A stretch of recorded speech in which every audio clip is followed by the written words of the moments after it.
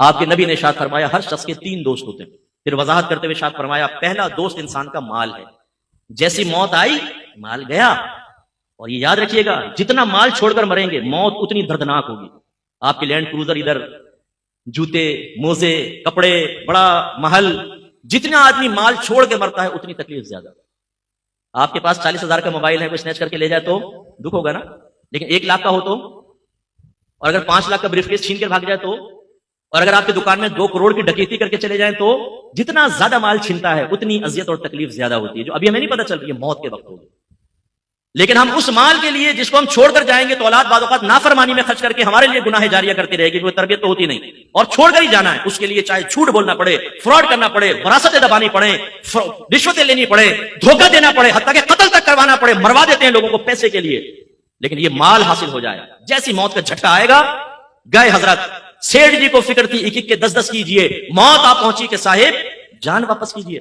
بنی اسرائیل کے بڑے بہت سیٹ آدمی تھا، اس نے بڑا محل بنایا، بڑا مال جمع کیا، تخت کے اوپر پاؤں رکھ کر سوچنے لگا کہ اب تو میری 7 نسلیں بھی بیٹھ کے کھاتی رہے تو کمانے کی ضرورت، اتنا مال جمع کر لیا. اچانک محل کا دروازہ بجا.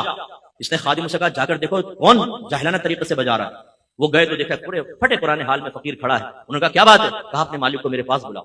کہا کہ تیرا دماغ خراب ہے، ہمارا مالک تیرے پاس آئے گا، بھاگ یہاں سے. اندر گئے. مالک نے پوچھا کون تھا؟ یہ حضور ایک فقیر تھا، آپ کو وہاں بلا رہا تھا. میں مجھے تم نے مزہ نہیں چکھایا اس کو؟ پھر دروازہ زور سے بجا. خادم بھاگ کر گئے. کہنے لگے بھائی تو کیوں نوکری سے نکلوائے گا ہمیں، کیا چاہتا ہے؟ اس نے کہا اپنے مالک سے کہو میں ملک الموت علیہ السلام ہوں، اس کی روح قبض کرنے کے لیے آیا. وہ خادم کانپ گئے اندر. وہ آقا نے دیکھا، بولا کیا ہوا تمہاری حالت خراب کیوں؟ کہا حضور باہر تو ملک الموت علیہ السلام آپ کو لینے آئے. وہ بھی کانپ گیا. کہنے لگا ان سے کہو کسی اور کو لے جائے میری جگہ. ملک الموت علیہ السلام اندر تشریف لائے. فرمایا جب موت کا وقت آتا ہے پھر ٹلتا نہیں ہے، لیکن مجھے اللہ نے حکم دیا ہے کہ مجھے تھوڑی سی تجھے میں مہلت دے دوں، تو جو کرنا چاہتا ہے کر لے. اس نے کہا اچھا. سارا مال جمع کیا اور کہا اے مال تجھ پہ خدا کی لعنت ہو جائے، تو نے مجھے غافل رکھا اور تیری مشغولیت میں اپنے اللہ کو راضی نہ کر سکا، تجھ پہ لعنت ہو جائے. اس مال کو اللہ نے بولنے کی طاقت عطا فرمائی. اس مال نے کہا لعنت مجھے نہ کر، اپنے آپ کو لعنت کر. اگر تو مجھے اچھے انداز سے کما کر اللہ کی رضا میں خرچ کرتا میں تیرے کام آتا. تو نے غلط طریقے سے خرچ کیا اور جمع کیا، تیرا نقصان ہے. میری وجہ سے تو نے عزتیں پائیں. تو اس وقت بادشاہوں کے دربار میں چلا جاتا تھا جب دینداروں کو وہاں سے ہٹا دیا جاتا تھا. اس مال سے تو نے عیش کیا ہے، اپنے آپ کو ملامت کر. اور پھر حدیث روایت میں آتا ہے کہ ملک الموت علیہ السلام نے اس کی روح قبض کی اور وہ پہاڑوں کے برابر اپنی دولت کو دیکھتا ہوا مر گیا. بے فکر رہیں، ان قریب اعلان ہوگا. مفتی اکمل صاحب کا انتقال ہو گیا، فلاں کا انتقال سنتے ہیں نا ہم.